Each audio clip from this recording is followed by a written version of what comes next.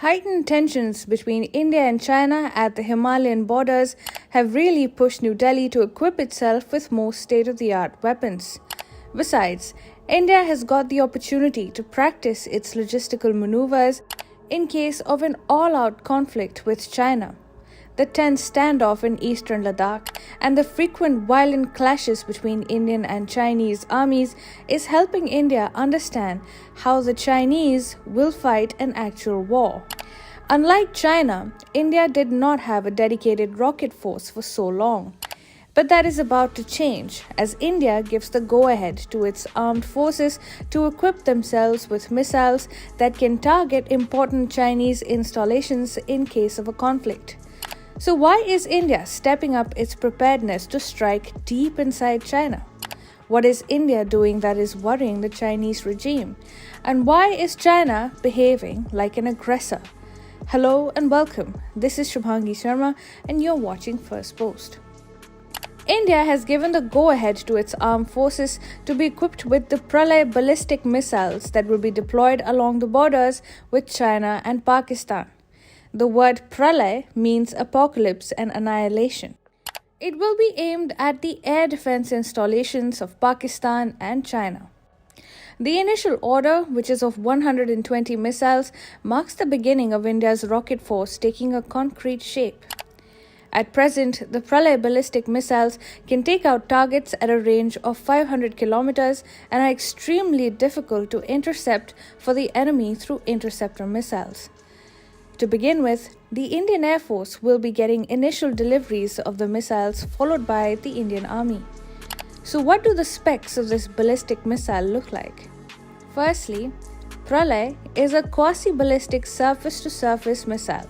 This missile has been developed in a way that makes it very difficult for interceptor missiles and air defense systems to detect it. This missile has the ability to change its path mid-air after covering a certain range. It is powered by a solid propellant rocket motor and several new technologies including state-of-the-art navigation and integrated avionics.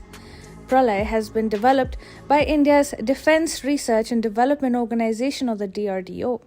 It currently has an operational range of 500 kilometers, but what should really worry China and its ally Pakistan is the fact that its range can be extended significantly.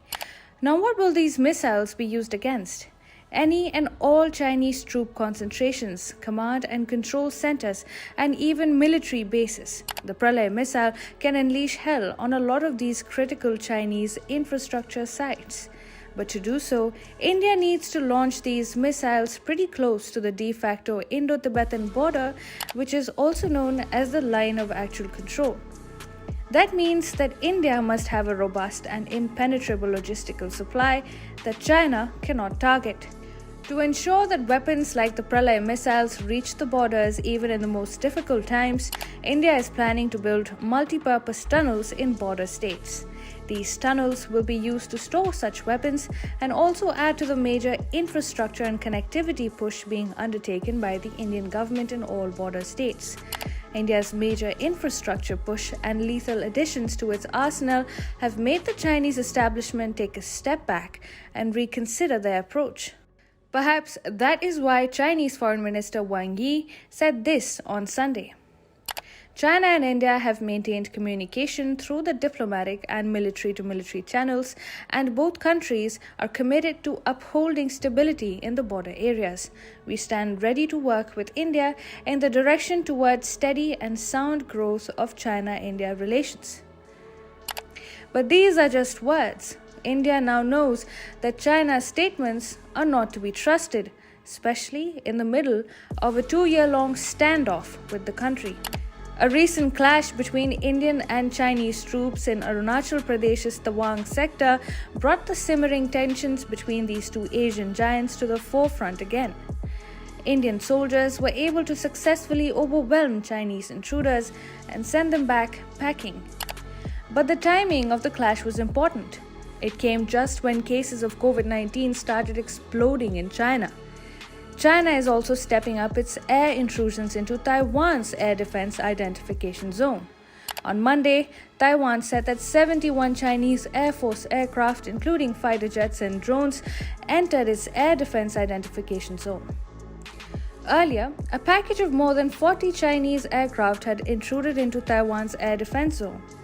So evidently, China is increasing its belligerence across the Indo-Pacific just when the COVID-19 situation domestically snowballs into a nightmarish crisis. Stoking tensions at the border might just be Xi Jinping's way of deflecting attention from the COVID surge that has taken China aback. After all, the Chinese are not new to this tactic. So what do you think of Chinese belligerence at the Indian and Taiwanese borders? Do let us know in the comments.